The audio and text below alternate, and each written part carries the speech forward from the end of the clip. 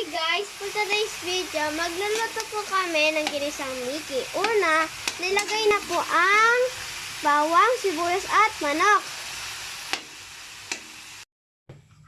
Ito po guys, nilagay na po ang bihon, paminta at toyo.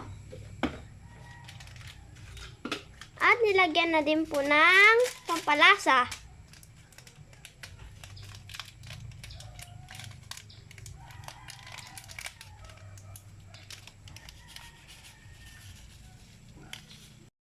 Nilagyan na po ng gulay para mas masustansya.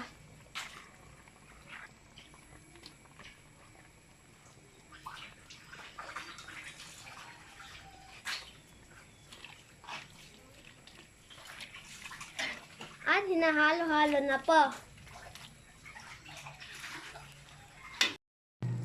Ayan po guys, kumukulo na po at nilagay na po ang Mickey.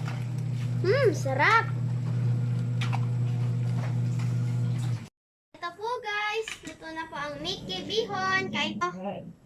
Ayan po ang aking mami. Kain.